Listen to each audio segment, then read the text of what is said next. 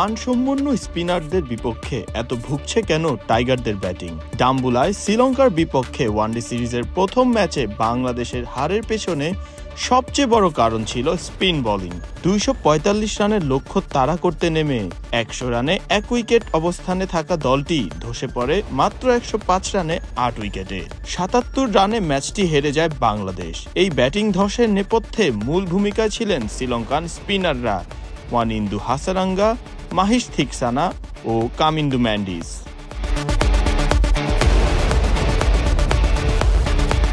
হাসারাঙ্গা নেন 4 উইকেট মাত্র 10 রানে, আর কামিন্দু 3 উইকেট 19 রানে। মাত্র কয়েক ওভারেই তাসের ঘরের মতো ভেঙে পড়ে বাংলাদেশের ব্যাটিং লাইন আপ। আগের তুলনায় স্পিনের বিপক্ষে ব্যাটিং কেন এত দুর্বল? একসময় বাংলাদেশের ব্যাটাররা স্পিন ভালোই খেলতেন, দেশীয় কন্ডিশনে তো বটেই, আন্তর্জাতিক অঙ্গনেও অনেক মানসম্পন্ন স্পিনারের বিপক্ষে প্রতিদ্বন্দ্বিতাপূর্ণ ইনিংস খেলেছেন তারা। কিন্তু সময়ের সাথে সাথে দৃশ্যপট বদলে যাচ্ছে। এখন বিশ্বমঞ্চে বা দ্বিপাক্ষিক সিরিজে বারবার একই সমস্যার পুনরাবৃত্তি, স্পিনের বিপক্ষে ধস। সমস্যাগুলোর আসল কারণ কোথায়? প্রথমত, লেগ স্পিনার ও মিস্ট্রি স্পিনারের অভাব। আধুনিক ক্রিকেটে শুধু অফ স্পিন নয়, লেগ স্পিন ও মিস্ট্রি স্পিন বড় পার্থক্য করে দেয়। কিন্তু বাংলাদেশে এই ঘরানার বোলার হাতে গোনা। রিশাদ হোসেন বা জুবাইর হোসেন লিখন মাঝে মাঝে আলোচনায় এলেও ধারাবাহিক সুযোগ পান না। রিশাদ হোসেন বিশ্বমঞ্চের সমাদৃত, তবুও ঘরোয়া ক্রিকেট বা বিপিএলে থেকে যান ব্রাত্য। আর তাই ব্যাটাররাও তেমন চ্যালেঞ্জিং স্পিনের বিপক্ষে অনুশীলনের সুযোগ পান না।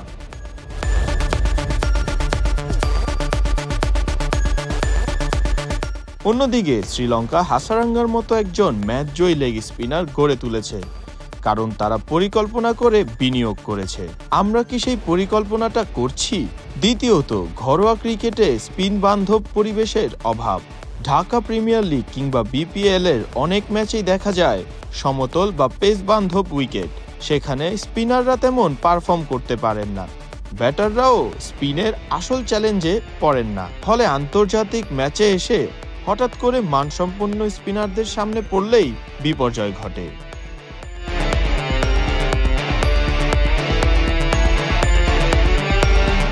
তৃতীয়ত, পেস বিপ্লব। পেসের এই বিপ্লব কি স্পিনকে পিছিয়ে দিচ্ছে? প্রশ্ন উঠছেই। বাংলাদেশের সাম্প্রতিক সময়ে গতিময় বোলিং নিয়ে অনেক অগ্রগতি হয়েছে। তাসকিন, শরীফুল, মুস্তাফিজ অনেক ভালো পেসার উঠে এসেছেন। কোচ অ্যালান ডোনাল্ডের মতো অভিজ্ঞরা এসে গতি আক্রমণে নতুন প্রাণ দিয়েছেন। কিন্তু সেই সাথে কি আমরা ভুলে যাচ্ছি স্পিনকে? রফিক, রাজ্জাক, সাকিবরা যে উত্তরাধিকার রেখে গেছেন, সেই ধারাটা আগলে রাখা যায়নি। এছাড়াও ব্যাটারদের পর্যাপ্ত অনুশীলন না থাকায় দেশীয় ক্রিকেট বা বিপিএল এ দেশি স্পিনাররা অনেক সময় একাদশেই সুযোগ পান না।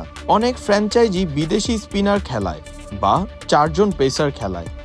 ব্যাটাররা তাই ঘরোয়া পর্যায়েই স্পিনের বিপক্ষে যথেষ্ট খেলতে পারছেন না। ফলে আন্তর্জাতিক ম্যাচে হাসারাঙ্গা বা থিকসানার মতো বোলারদের বিপক্ষে হিমশিম খাচ্ছেন। প্রয়াত কিংবদন্তি শেন ওয়ার্ন একবার বলেছিলেন, স্পিন শুধু বল ঘোরানোর বিষয় নয়, এটা মনের খেলা। দুঃখজনকভাবে এখন আমাদের ব্যাটাররা সেই খেলাতেই হেরে যাচ্ছেন। সাকিবের ছায়া ও ভবিষ্যতের চ্যালেঞ্জ নিয়েও বলতে হয়।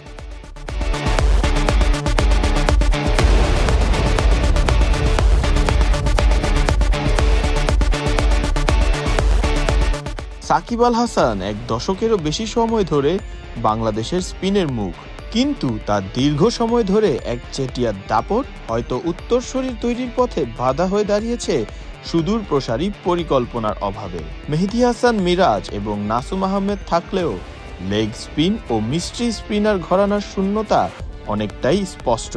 রিশাদ তো সবে উঠে এলেন, তাও এখনো তাকে সংগ্রাম করতে হচ্ছে। বৈচিত্র্যহীন স্পিন আক্রমণ দিয়ে আধুনিক ওয়ানডেতে সাফল্য আনা সম্ভব নয়। আমাদের নিজেদের প্রশ্ন করা উচিত, রিশাদ, লিখনের মতো স্পিনাররা পর্যাপ্ত ম্যাচ পাচ্ছেন তো? ঘরোয়া ক্রিকেটে স্পিন বান্ধব উইকেট তৈরি হচ্ছে তো? ব্যাটাররা মানসম্পন্ন স্পিনের বিপক্ষে যথেষ্ট ম্যাচ প্র্যাকটিস কি পাচ্ছেন? যদি এই প্রশ্নগুলোর উত্তর না পাই বা পাই কিন্তু গুরুত্ব না দেই, তাহলে এই ধস বিরল কিছু হয়ে থাকছে না, আরো অনেক ম্যাচেই ফিরে আসবে।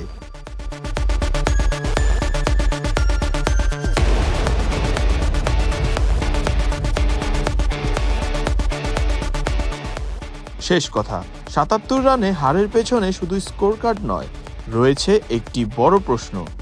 আমরা কি স্পিনার গড়ে তোলার সেই আগ্রহটাই হারিয়ে ফেলেছি কিনা? পেস বিপ্লবের মধ্য দিয়ে তাসকিন, শরীফুল, মুস্তাফিজের মতো তারকা উঠে এলেও দেশের শীর্ষস্থানীয় লেগ স্পিনাররা কেন আলোচনায় আসছেন না? আমরা কি আমাদের স্পিন প্রতিভাদের লালন পালন ভুলে গেছি? মিস্ট্রি স্পিনাররা কি পর্যাপ্ত সুযোগ পাচ্ছেন?